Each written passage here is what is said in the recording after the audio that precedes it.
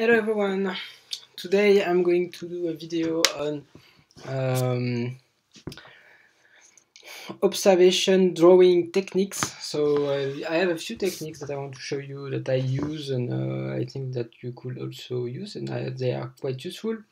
So if I do a summary first, I will show you the bounding box techniques, then relative positioning technique, then negative shapes, then quick eye movement, and the final one is the outside-in method that I've shown you yesterday, and I will just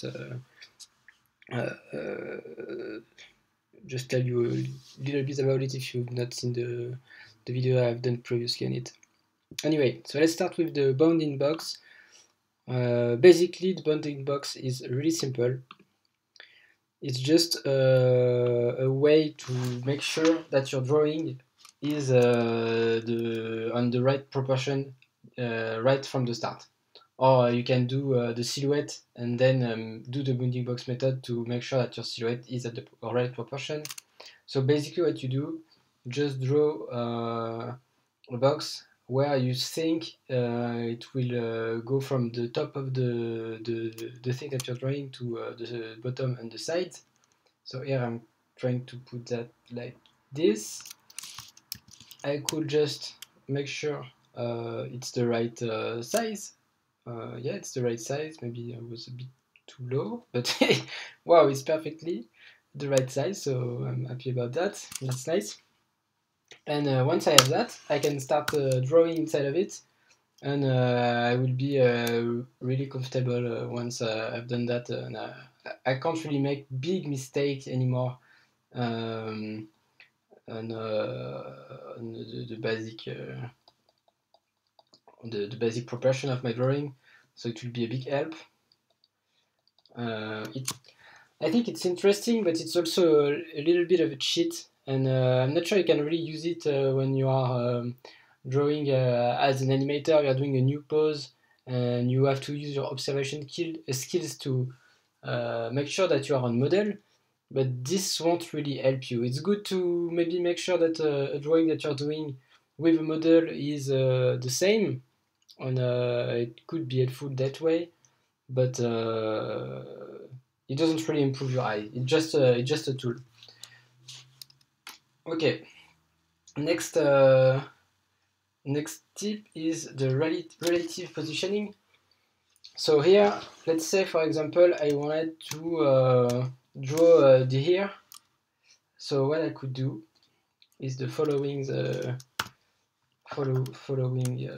steps. Okay, take this layer, right? So what I've done to find the bottom of the ear, I see in the first drawing that from the angle of the bottom of the face, it's a bit above the bottom of the ear, and also the ear is more or less at the height of the bottom of the nose. So I've done these two guides, and I know now that the bottom of my ear is here. Next up, what I want to see is how large is the ear, and here on the original drawing I see that it's touching this part of the ear, and it's then on this curve.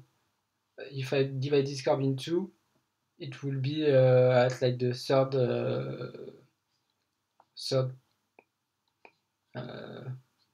is it at the half? Maybe it's at the half.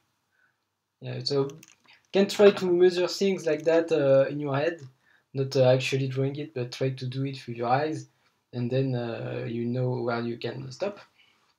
And the best is, for example, here I want to see the position of the top of the ear. It's to see where it is relative to the closest point, because you will have less error than if you are looking at I don't know, this part of the ear. Maybe it's on the same height, but it's easy to mess that up.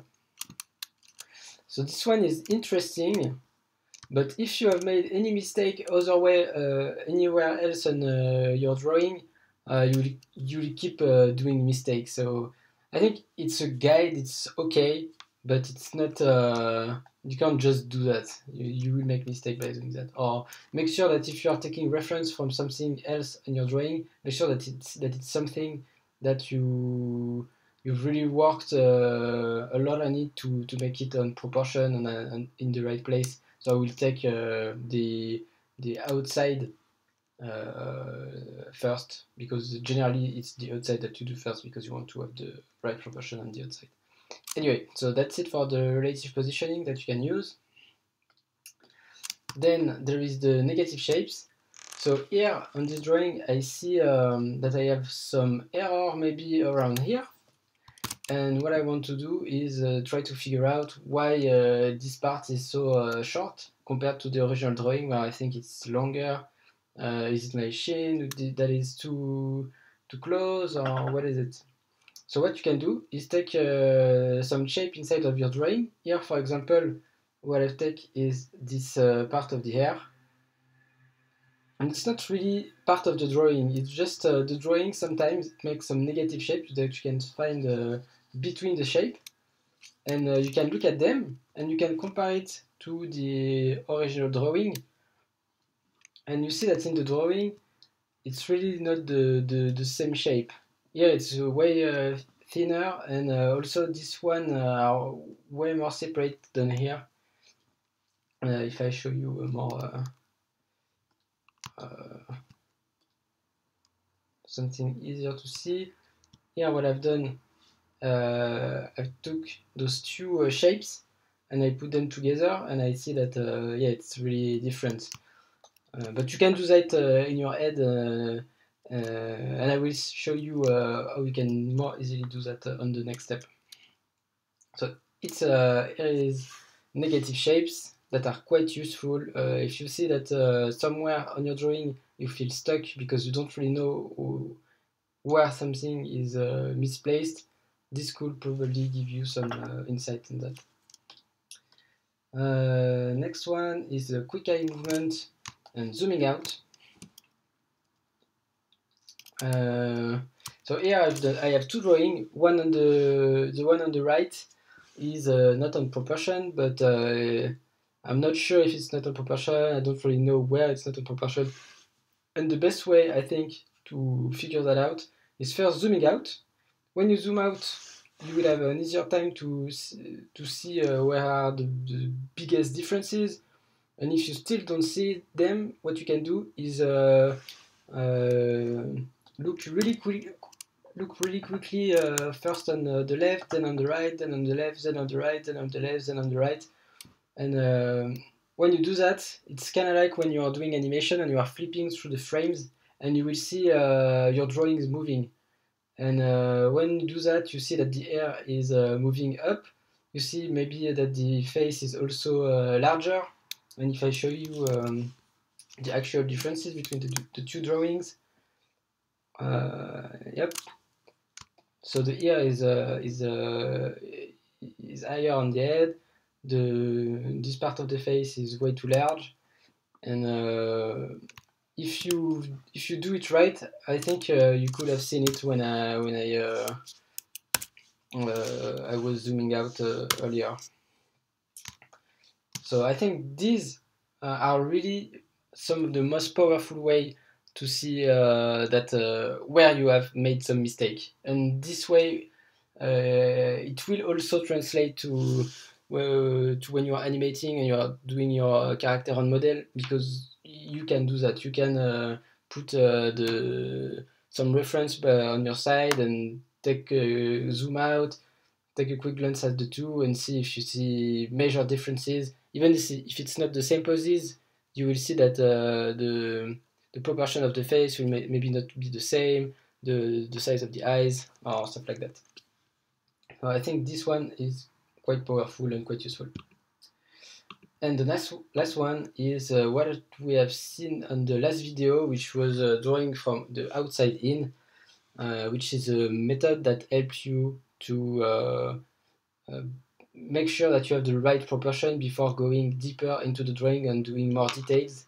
Because once you start doing details, you can't really go back and modify the general proportion of your drawing, or it's really hard to do because you have to erase everything, and it's a lot of energy to just restart from scratch, basically. I advise you, if you've not seen this video, to take a look at this. It's pretty interesting. And that's it for me, and see you on the next video. Bye!